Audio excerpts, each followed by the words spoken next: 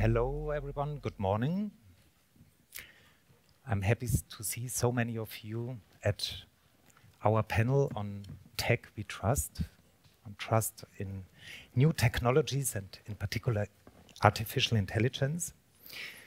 My name is Jakob Racek. I'm head of the information department at the Goethe-Institut, and I'm very happy to have four very distinguished and prolific guests here with me this morning, whom I will shortly introduce to you. And then we will have a discussion about 45 minutes, and we will also try to open up this discussion into a Q&A session in the end. So let me briefly introduce our guests this morning. I will start with Rasika.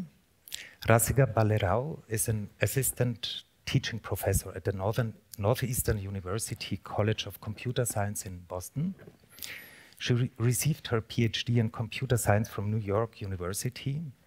Her main research interests are cybersecurity, ethics, social bias in machine learning, and teaching ethical computing. In her spare time, she also contributes to Climate Change AI, an organization focused on impactful and ethical works at the intersection of climate change and AI. And she's also involved in the Society of Women Engineering. Hello, Rasika, and welcome in Weimar. Next to Rasika, Ramak Molavi, the law technologist, is a digital rights lawyer and senior researcher. She has been leading a meaningful AI transparency research project at the Mozilla Foundation. She's a visiting lecturer at the University of Potsdam and works as a policy advisor in the field of new technologies. Her research interests include private and data protection, AI and algorithmic systems and ethics, and the regulation of technologies. Her interdisciplinary work is dedicated to sustainable and public good-oriented technology.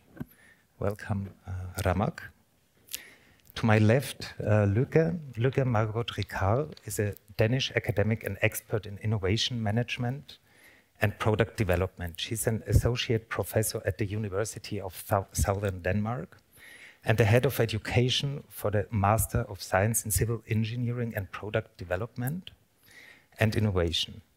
She's also a research group leader in innovation and circular economy and chairwoman of SDU, SDG Collaboratorium, and vice chair of Department of Council in the Department of Council Technology and Innovation.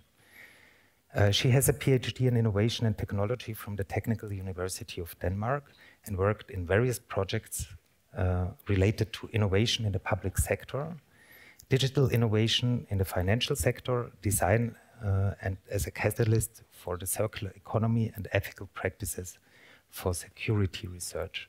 Welcome to Weimar, Lykke. And last but not least, Patrick van de Smagt is a Dutch computer scientist and professor.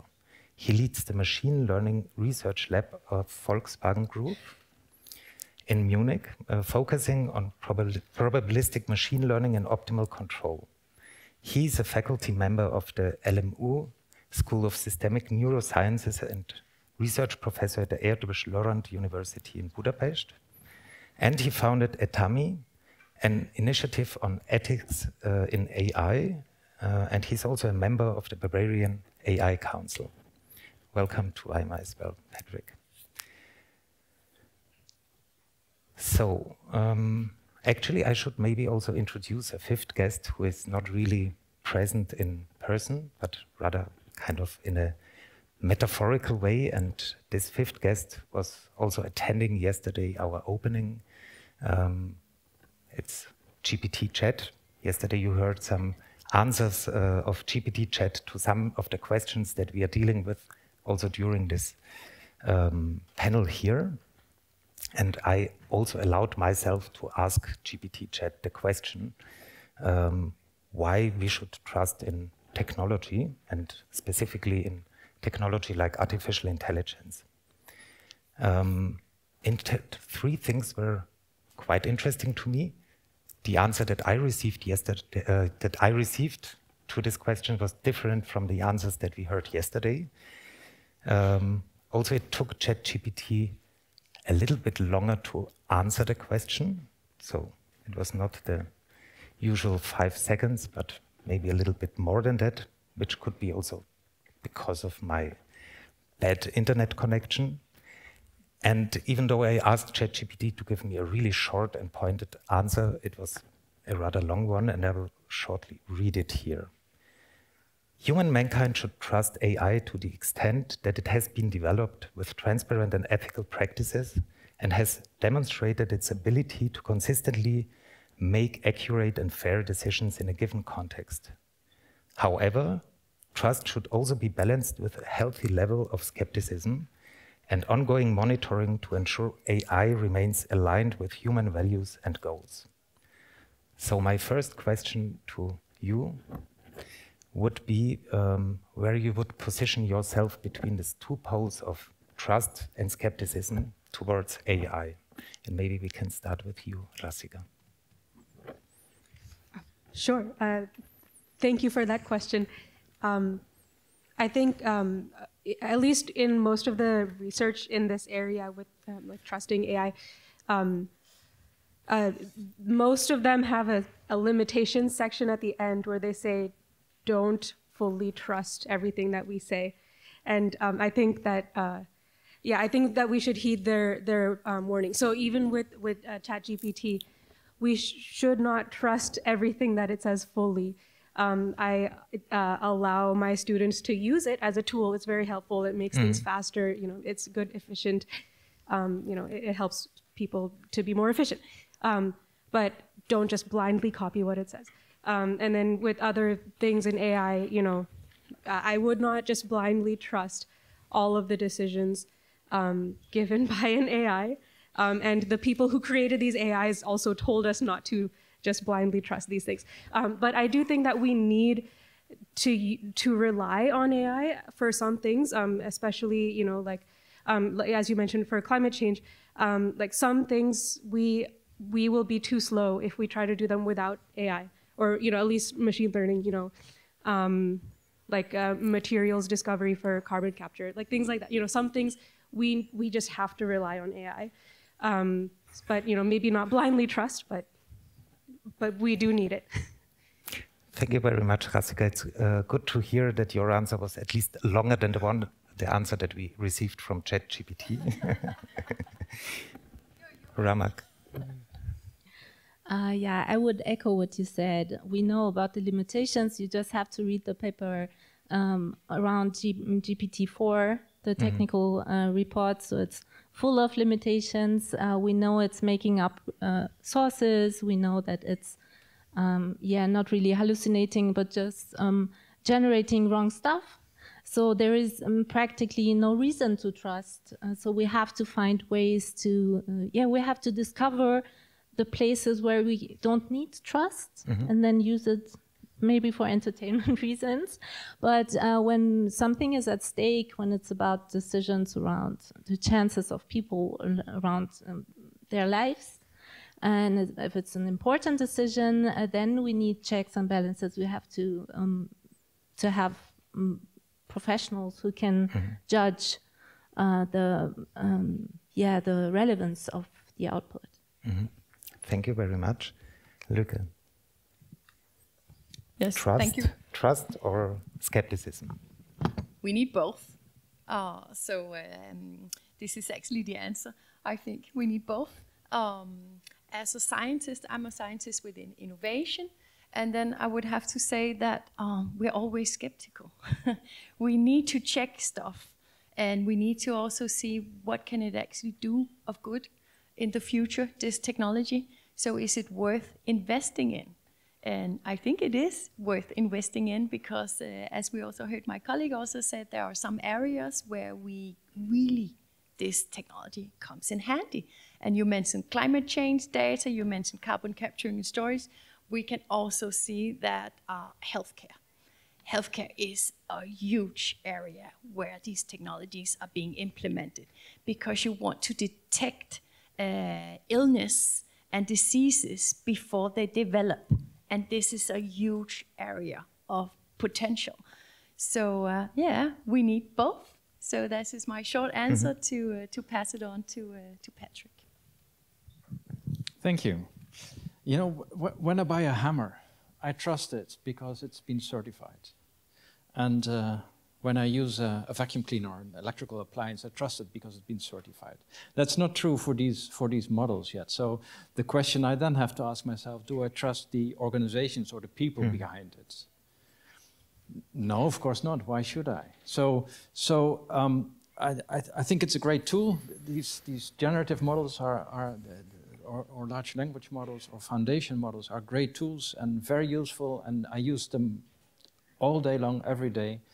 But I have learned as a scientist not to trust anything anybody tells me in general, right? If I read a paper, I know the intentions are good behind it, but I also know that people make mistakes and that not all information is in there, and sometimes you're being cheated without intent. So useful, yes. Trust, no, but skepticism.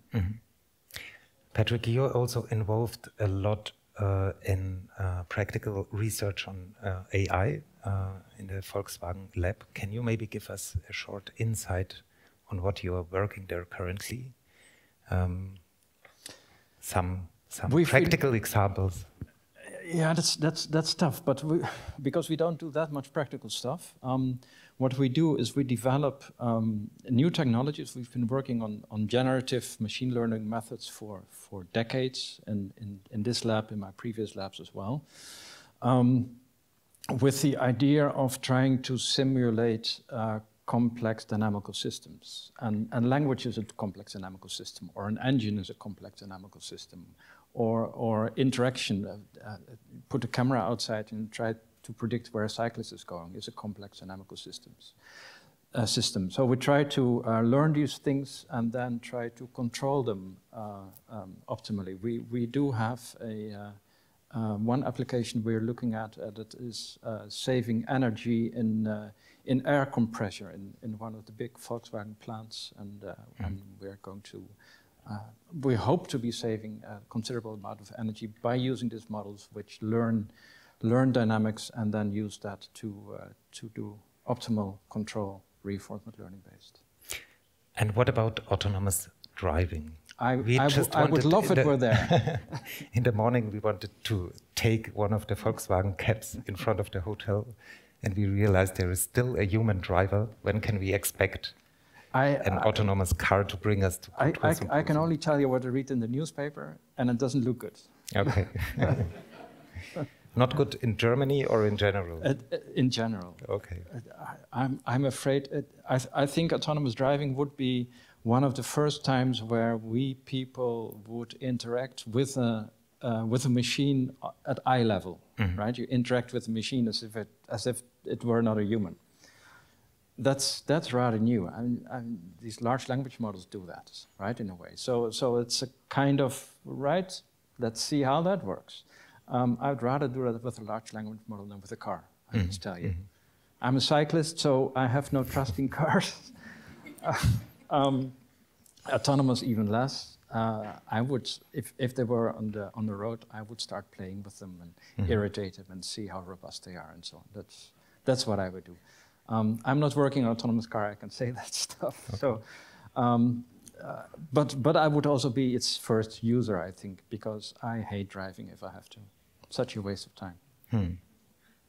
Maybe Lykke, let's stay a little bit with this topic of autonomous driving, just as an example of practical example of what AI can do. And it's quite interesting to see that in different countries, AI technologies are very differently perceived. And maybe you could, as an innovation researcher, tell us a little bit more about the reasons or the factors that determine whether a new technology is kind of accepted and trusted in or not.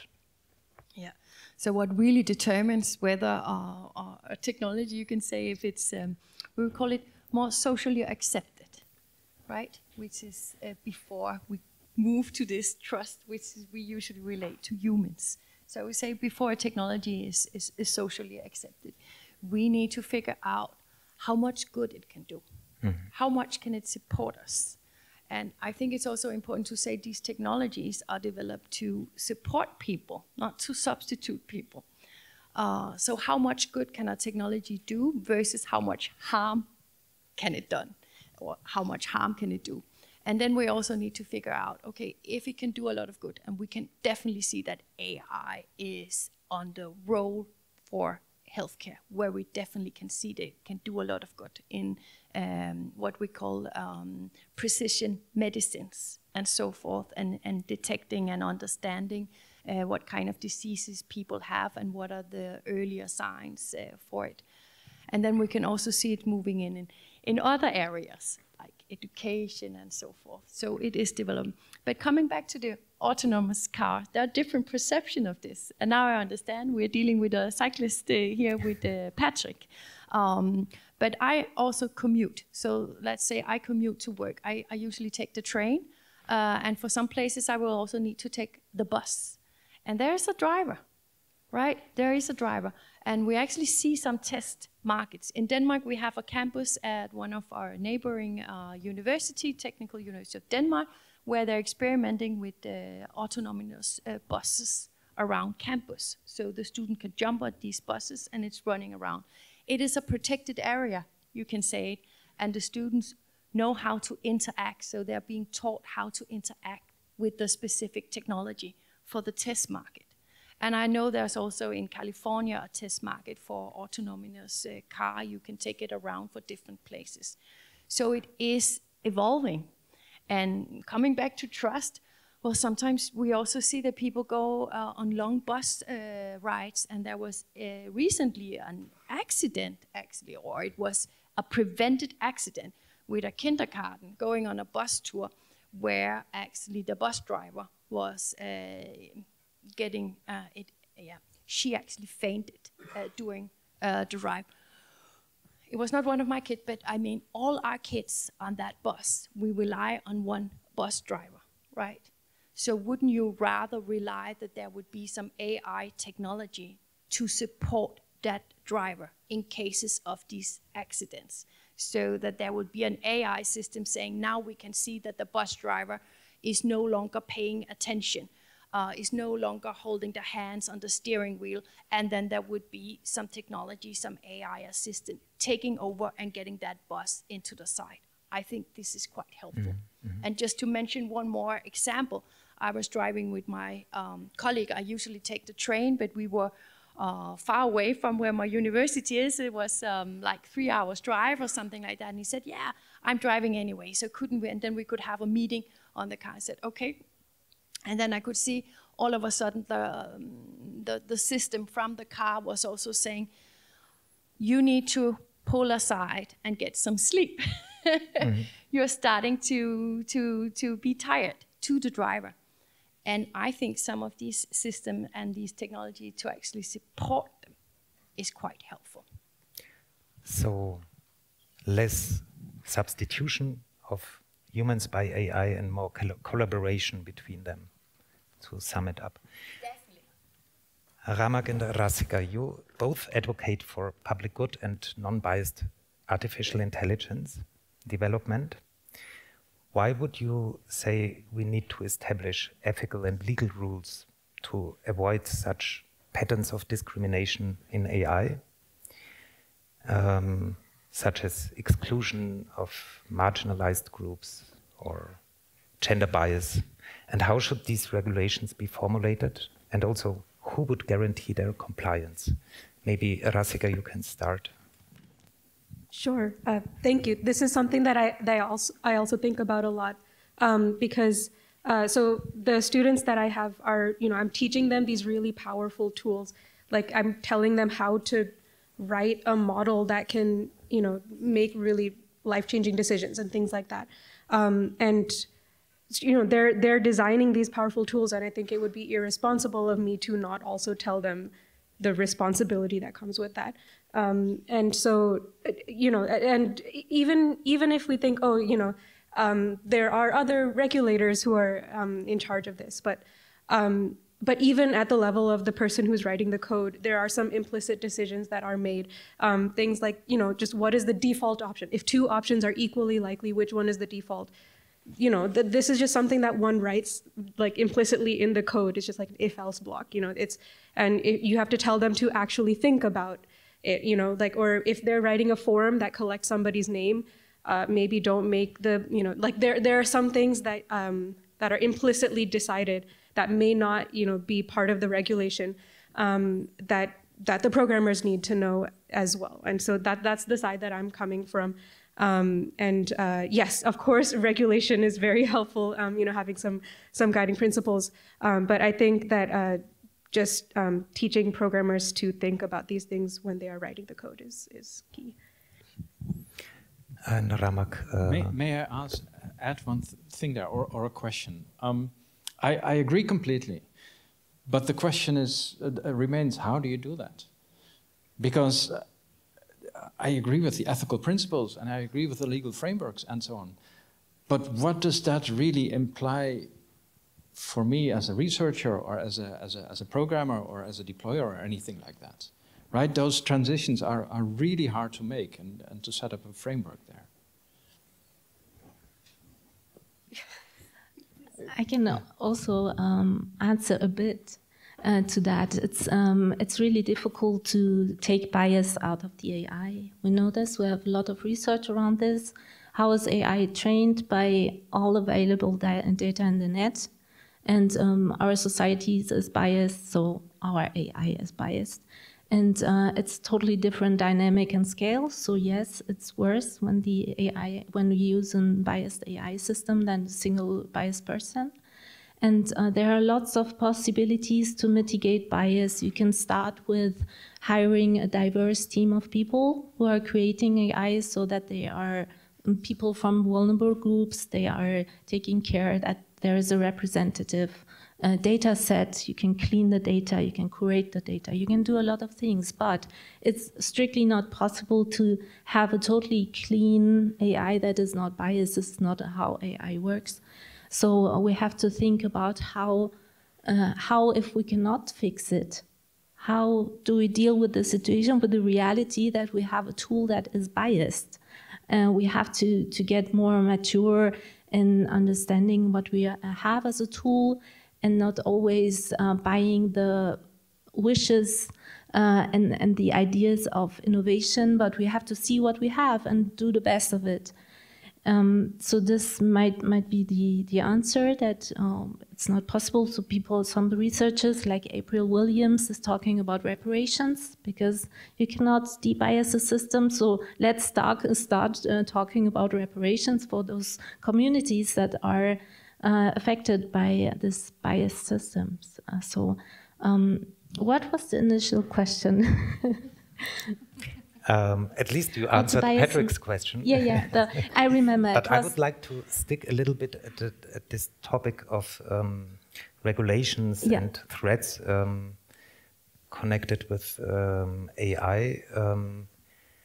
Probably all of you know that Elon Musk recently published, or not only Elon Musk, but the Future of Life Institute published a public letter and asked for pausing research in AI for at least 6 months. And Patrick, you told me just before our discussion that you signed this letter. Can you tell us why?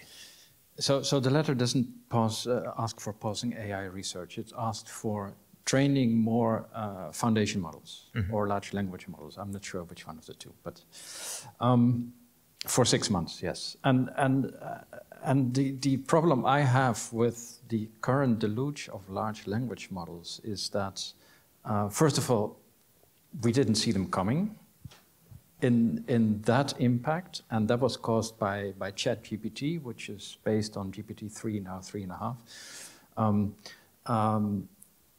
And now is open to the general public. Everybody can use it. More or less everybody can use it. And that created the huge impact. The second thing is the huge impact is because it works on a medium that directly talks to us, literally, right? So it uses natural language, which is absolutely new and at this level of maturity.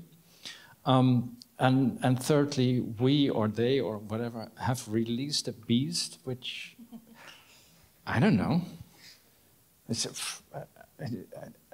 a great beast, but still a bit scared of it.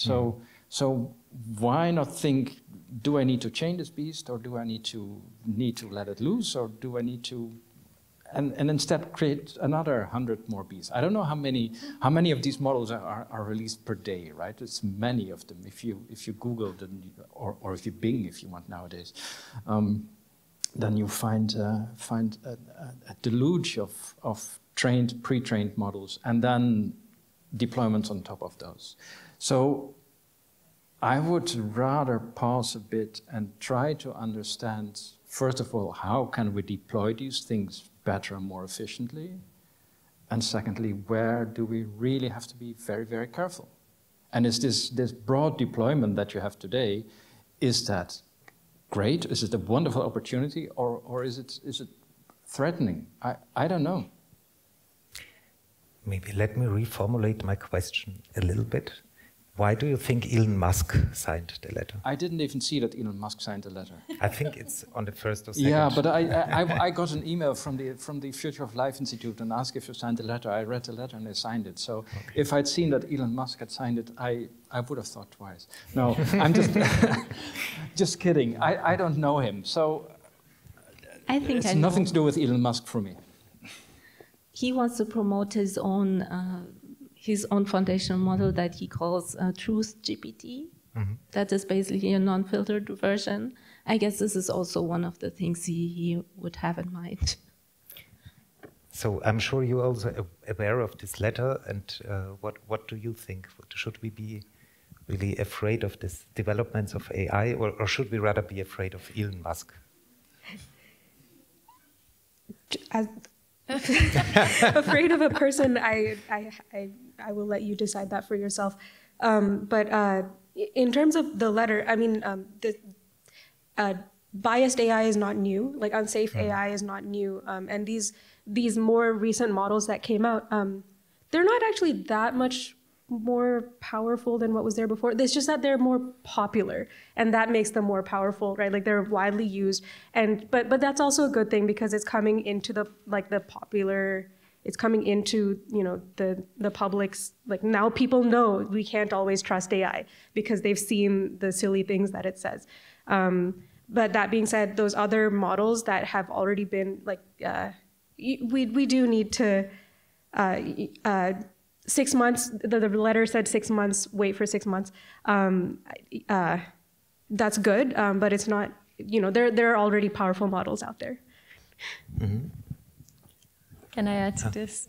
Yeah, so I think definitely here we can see that Patrick didn't sign it because of the trust for Elon Musk, but because of what it actually said in this. Let's rethink, because we also talked about just before meeting up this panel that it's not possible to pause things like that.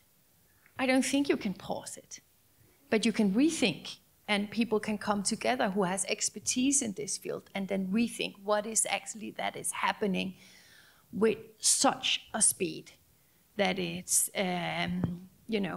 unbelievable or almost, and also for single actors and even for single firms. So this actually says that people need to come together to expertise and rethink in which direction is this going. And the other thing that I want to open up a bit to also to my colleague here in the panel is that what is happening with this for open source versus having a standardization and closing it, because we all want transparency, right? Also coming back to the codes and algorithms that is biased for recruiting people into tech jobs, where we could see the female application that came down the bottom because they did like, we always hire people. So there is something here where we actually need what we call more transparency. We need these open source so we can check what the hell is this algorithm? How is it designed? And so forth. So I think this is the way we can create trust, is to have it more open and to have more people involved. And I think I would actually open up to you with also the open source question. Yeah, because So the latest version of the AI Act, which is a legislative framework from the European Union that is put forth and is to be decided upon this year, and it regulates high-risk AI, but it also puts in there in the latest version, which was published yesterday and is voted on today, that these foundation models cannot be open sourced if they are not previously checked against bias, compliance, whatever. So basically a sort of standard certification which doesn't exist yet but needs to be developed there. And I've seen that version for a few weeks or months now, and I can't get my head around it if that's great to do that. First of all, prohibiting open sourcing in Europe doesn't work, right? Because the world is larger than Europe, so that wouldn't stop anything. But apart from that, if you would do that worldwide, would it be a good thing to stop open sourcing there, or to make it so difficult that nobody would do it? Or is that a stupid thing? And I'm not 100% sure, but I think it's a stupid thing. I think because those things will be developed anyway. So better do it open in a way that everybody can have access and check that and put safeguards, and that we can jointly develop that and create trust in such a way, rather than close the door and say, you have to be very careful and don't do this. I don't know any historical parallels there, but I know there are some which where this goes wrong if you try to go that path. Ramak, I know that transparency is an issue that is really important for you as a lawyer, a law technologist, and also you do policy advocacy on the European level. Could you kind of relate to what Patrick said, or what is your opinion on the AI Act of European Union? There are two things. One thing is, what is AI transparency about? And it's not only about open sourcing code. I would agree that not everything should be open. It can also lead to transparency fatigue. So the right amount of transparency for different stakeholders is key. So an end user would need a totally different set of information. He might want to contest a decision. He might want to find out what he can do to get a loan, for example.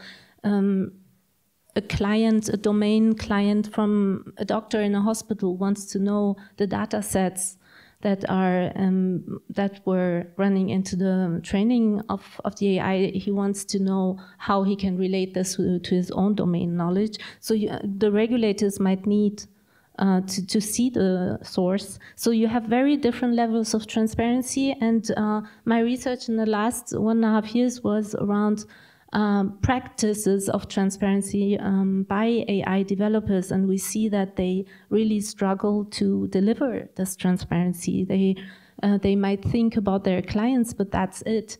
They nearly don't think about how to provide transparency to end users.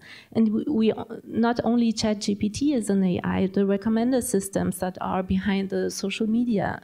And so everything is AI already in our mobile phones. So the decisions, the preset of what we are seeing is run by AI. So there are many layers of transparency, and we have to make sure that and this is where I'm going back to the AI Act. What the AI Act is doing is coming up with lots of transparency requirements, which is good, but it shouldn't be the goal to have transparency. The goal should be to prevent harms. And is it really managing to prevent harm? I don't know.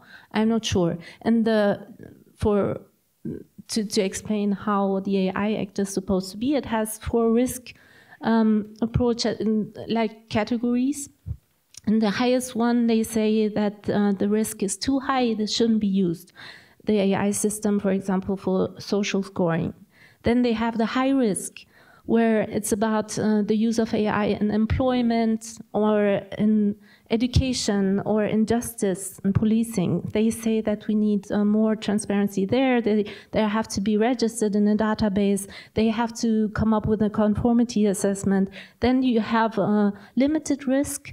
there we are, chatbots, and like AI-powered chatbots, you also have other chatbots, and deepfakes should be declared as such.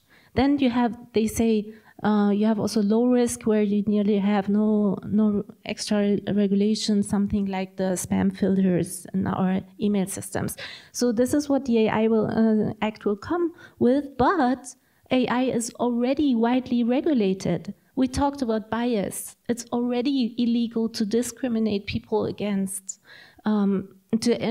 discriminate against people based on gender and religion and sexual orientation. What we lack is the enforcement of laws. We have privacy laws, we have competition laws. In Germany, the antitrust bodies are now looking into the market power of Microsoft. We talk about ChatGPT, the owner is OpenAI, and this is basically Microsoft funding them, now with $10 billion more since they started, since they launched with ChatGPT.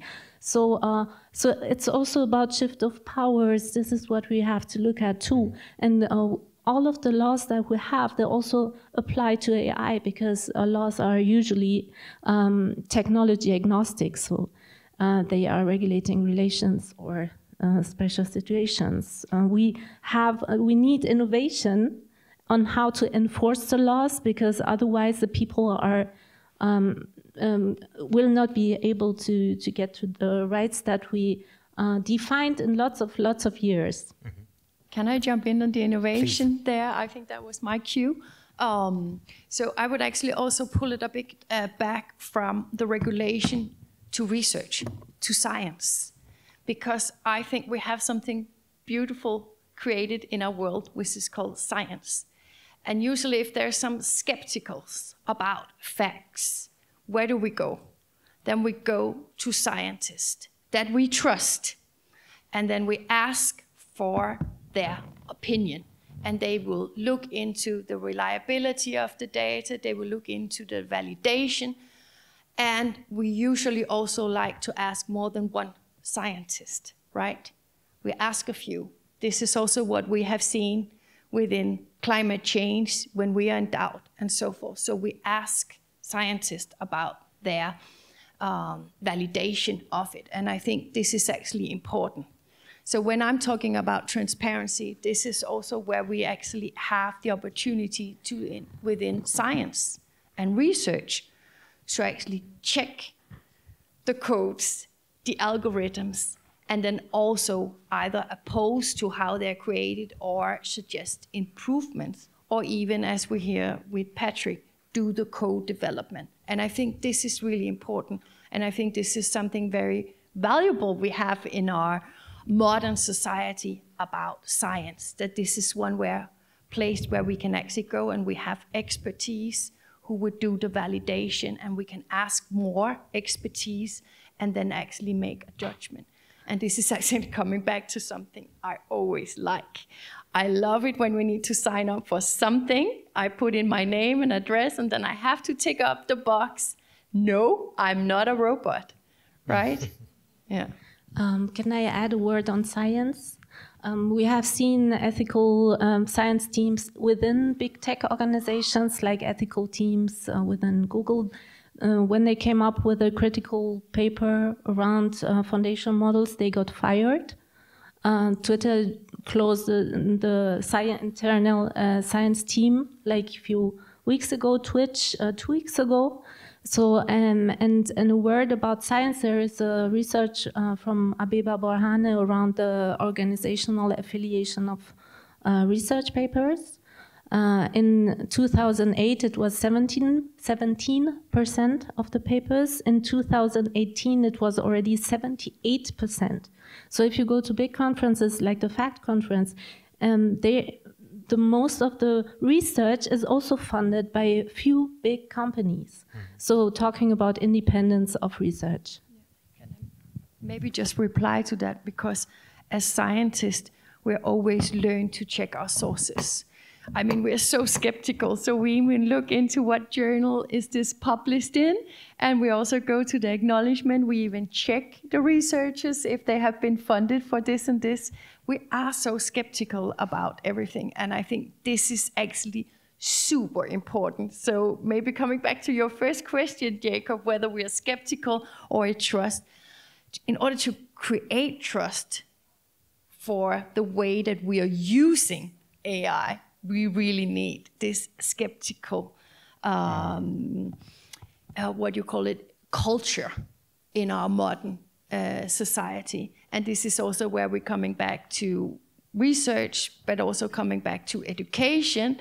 And I think it's important here that my colleague, I mean, it's important you are a female teaching within AI, and your focus is also one of the focuses, bias and so forth. So already there at the root cause, we're making an effort, we're making a change. And I think this is something that is important. And I really would want to invite you, Patrick, to follow up on this with the scientists, because we are skeptical. And it is important, and that was actually also your answer to the first question. Please, Patrick. I first want to address two other things, and then I will have forgotten the other one, if you don't mind. But Ramak, first of all, you said, yes, the impact of large companies, especially in machine learning research, but also in fact conference, and the iClear and the ICML, I see you were at iClear last week, right? Is huge. And yes, I'm skeptical of that, even though I'm one of the people who went from academia to industry. And my reason, one of the reasons was that the academic system, at least the way I know it in Europe, is not so very easy to work with, and is really difficult with respect to funding, with respect to personnel, keeping your personnel, and so on and so forth. If you then are allowed to do the same stuff in a company, that doesn't immediately vilify those people who do that or their work. So I share your skepticism. Why is it so many people now who went from academia to industry? So maybe something is wrong in academic research these days. Not in all fields. But in the some payment. Fields. That's one of them, but that's not the only one. Payment is a big one. It doesn't hold so strongly in the US, though. Funding systems. But the funding system is a big problem in Europe, right? The EU funding for research, in the order of 25 to 30% of the funding is used for getting new grants. Yeah, absolutely. We have a lack of funding for independent research also. So you see things like the Goethe-Institut coming up, but there are really little projects. And we have difficulties to scale, but this is a whole huge topic in itself, how to fund social entrepreneurship, this is really difficult too. Yeah. And if you see the strategies of nations like in Germany, you have the AI strategy, then you have the blockchain strategy. You don't have a strategy or digital. You don't have the strategy to solve problems. You always have a tool-related strategy, and with lots of funding coming there. So it's all producing always the same and different versions. We really lack of social. We don't only have technology as innovation. We also have social innovations. We lack of those. Something like a Kita is well known and all over the world. This was something like in social innovation. We have that you cannot fire people like this. This was a social innovation. And now we are sometimes with technology going back. We are now bringing in something like redlining back again, because people will not get to specific schools because they are living in the wrong part of the town. So this is something that as society we already said goodbye to these kind of things, and now it's coming back as a technology innovation. So it's a good discussion that we should have. You have 3 questions. Yeah, so and the second one... the first one, right? You have to remind me of the other one. The second one was, you said about transparency and the AI Act and bias prevention in other legislative frameworks. Yes, of course, but the AI Act does not prevent biases or forbid biases, but its goal is to specifically create that transparency so that you know who is responsible in the whole chain of development of such a software system, so that you can find who is the culprit, or rather, how can you solve the problem afterwards, right? That's the whole idea of the AI Act, and it doesn't do anything good. But then on top you can put our existing legislative frameworks as well as ethical rules, and then operationalize them. That's how I see it. Yeah, I think it will have a good effect, like the Brussels effect that we saw in GDPR coming. Let's hope. It will inspire other countries to come up with regulation, but we see other regulation that is more effectful. Looking at China, they came up with regulation of recommender systems. They are now asking developers of AI to come up with a technology assessment and how they mitigate things before they open up to the public. So they are more courageous in coming up with a regulation. And if we talk about the AI Act, it's going to be negotiated still until end of year, and then it will take another 2, maybe 3 years until it comes to effect. So this is crazy. If we look at the time to market of AI and time to market of new regulation, we need proper shift of how to control and govern. I would like to talk about governance rather than regulation, and there we need more responsible industry, that they are not waiting until they are regulated or waiting until the parents tell them not to do something, but they should have more responsibility. And I think that education is key. And if you're getting an engineer or architect, you have the oath, you have all these technology assessments, and it's totally skipped in data science and machine learning education. So it's coming, it's changing a bit. So some can even learn something about transparency, yes, and ethical guidelines. It's coming, but it's not enough. So all the responsibility is put on the society and on the regulators. This is not how this will work in future. Lykke, I would like to ask you as an expert in innovation, to your opinion, is this new European AI Act going to create a kind of global hub, a European global hub of trustworthy artificial intelligence? That's a quote by Margaret Vestager, the former commissioner. Or is it going to lead to over-regulation and thus also kind of harm innovation in Europe or European Union? Yeah. So the answer is quite complex and also very difficult. It's actually very difficult to give a simple answer to that. When we're working with innovation, what we can see from previous technologies is that you should not set a standard too early. You need to see what actually involved, so let the innovation sort of evolve, so that because as soon as you set standards, you also cut off some of the new developers, some of the new development, which is actually going on in a very positive direction. And you sort of empower the existing ones on the market. So this is kind of complex. And in a way, I think the right way, because I really agree with this, we cannot regulate everything. This is not the way forward. But I believe in this about the transparency, where you can actually go back to the source to actually see who is causing a problem, and then try to fix it or say, this needs to be sorted. It's not going in the right direction. But one way we need to go, and I think it's already been mentioned, and we also have one who is a teacher here, and I'm also head of educational programs for our future engineers. And this is actually why we need to invest in more education, because this is actually where we can see that people are skeptical.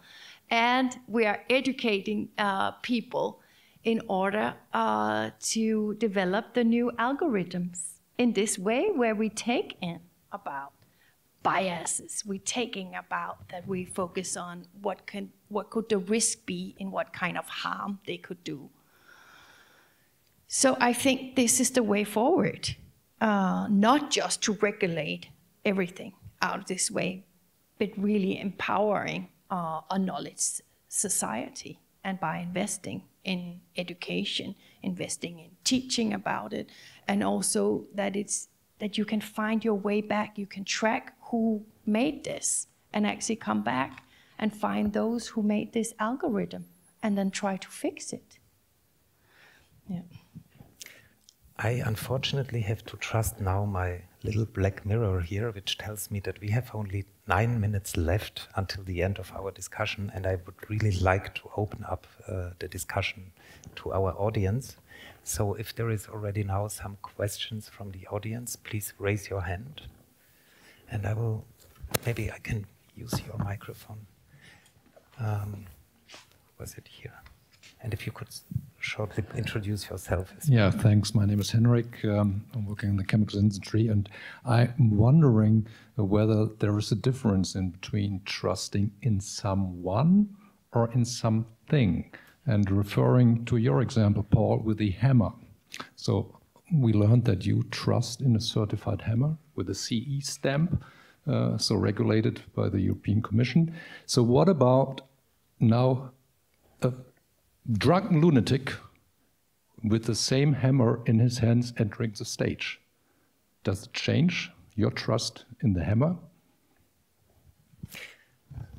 Thank you. I would trust the hammer would do what that lunatic wants it to do. I wouldn't be happy with the outcome, but the trust in the hammer would be quite the same. But I think it's more about quality, right? How do you ensure quality in the things that we put on the market and that we create and so on?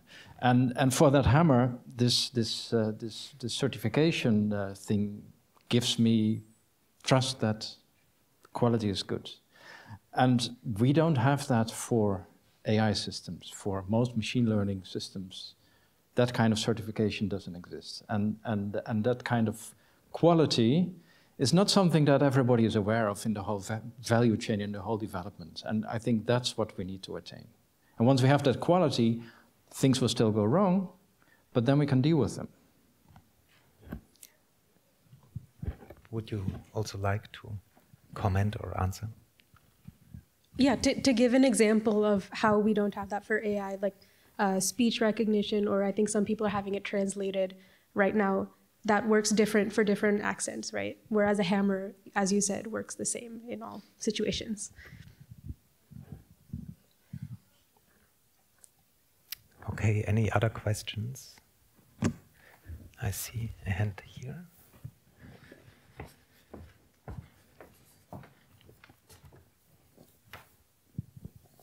Hello, my name is Florian and I'm a sociologist, and I asked different AI systems about circulating reference by Bruno Latour. And yeah, all these systems said, yeah, it's a good idea to have references, but they wasn't technically able. I would like to know, is it so complicated to have an algorithm which shows up where the information is coming from so that you can trust this information? Like, is it about naming the sources? Yes, naming the sources with correct reference. Yeah, they're working on that. ChatGPT is making up sources very vividly. So I was one of the founders of partnerships in AI, probably, it's not true. And all of my talks that are listed there never gave those talks, but they all sound very plausible. It could have been me. So Bing is working differently. So they have kind of sources. This will be better, but it's not going to be reliable. And this is also a real problem.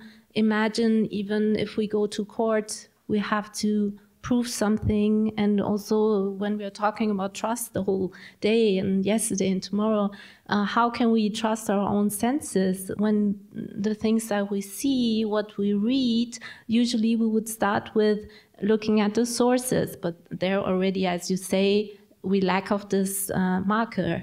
Then the next thing would be what we see with our eyes, but And some weeks ago, Midjourney had claws like 6 fingers for people. Now they're getting better in weeks. So we are not going to be able to say right from wrong anymore. And then how do we deal with that situation? That's going to be very interesting. But I think we're not going to have the sources for everything that AI is generating. Okay. So we still have time for one last question. Maybe 2 very short questions. Let's start here. There was one question here. Can I ask you to?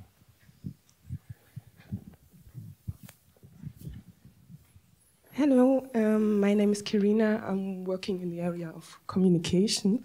And you, Lykke, you mentioned that AI is especially helpful in the area of medicine. Could you give an example of the situation? Would it be like? Because AI is working with data, and medical data is, I think, a very sensitive area. And yeah, what would it be like? I go to the doctor, and my data is compared to others, and then you can see how much I'm in risk of a disease or something like that. Yeah, that's something I would be interested in. Yeah, thank you for that question. It's very good. Well, right now there is some of my former colleagues in Denmark, which is pretty cool, and they have published an article in Nature Medicine. So I'll give you the reference so you can read it. But they have actually access in Denmark. In Denmark, we have digital patient records, and we have had it for many years. And you can actually get a permission to get access to these at the registered level. So not on the individual level, but we have something called a CPR number. But you can get them, and you can get permission to work for them for research purposes at the registration level. And that is many millions, because it includes also digital patient records from the dead people. So it's many millions of digital patients' records. And there's been an example where they actually, in this data set, had 24,000 cases of a specific cancer related to the pancreas cancer. And they could actually look for the same explanations in what were the early symptoms, an explanation for this, and then combine it also by extracting, I think they got extra 3 million patients' records from the United States, where they also had cases, like 6,000 cases of the same diseases, and then running through those, and then they could actually find similar patterns within the early symptoms and explanations. And that actually provides something. So then we could relate that to individual patient records like yours, and then we could say, do we see some of these early symptoms that people are developing? So we can see, is it first that people have diabetes, and then these explanations related to the system, then they are in either high, low, or medium risk of developing this type of cancer.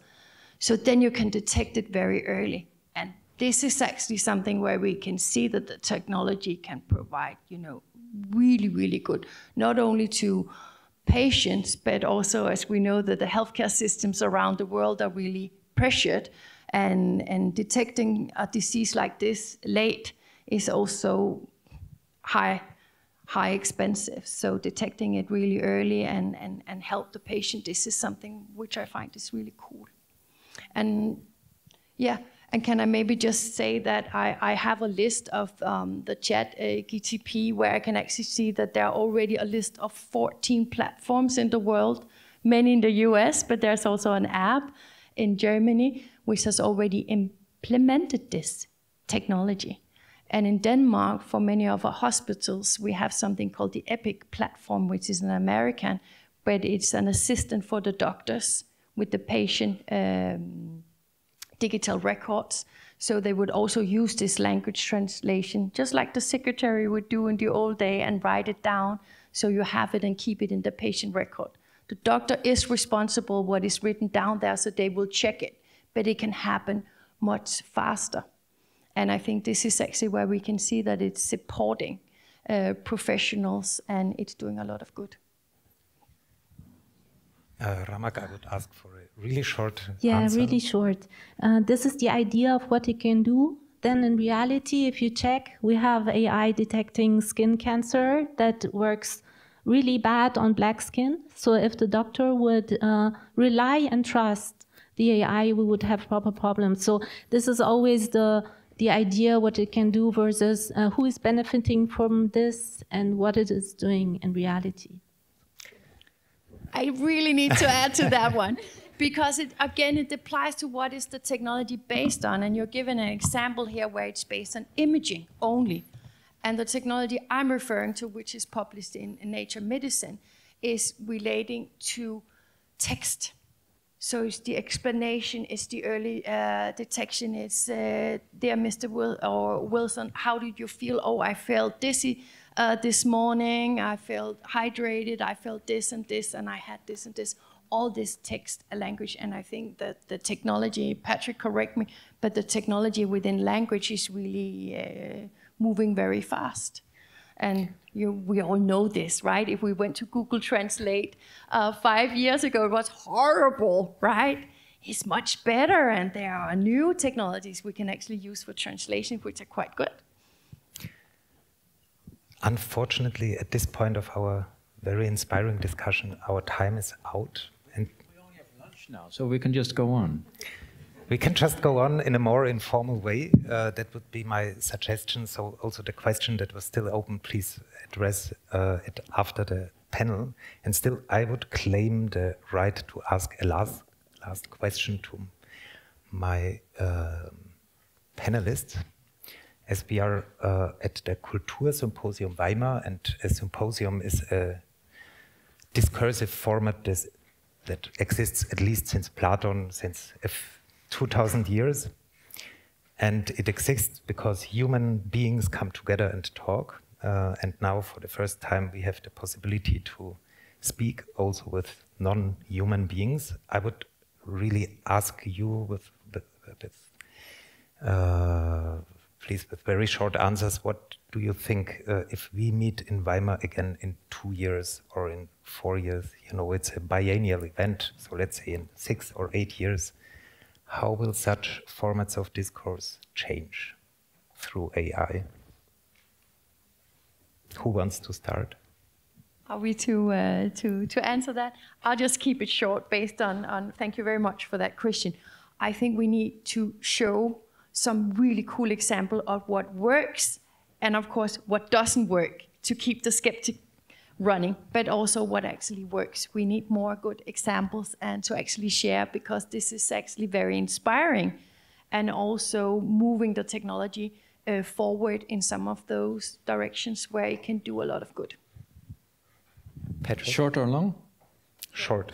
It will not. So it will not means... Okay. I would agree. We have even more topics to talk about and things that we need to solve, and we have no clue how.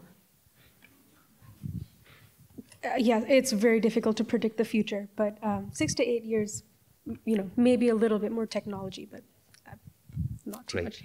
So let's meet again in 6 to 8 years, and we will see. Thank you so much, Rasika, Ramak, Lykke, and Patrick, for this very inspiring discussion.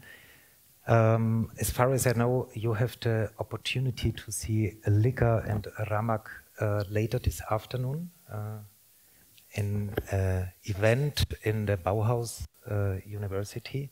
Right now we have a lunch break, and please also check out the program for the panels that follow after lunch break, panels and film presentations.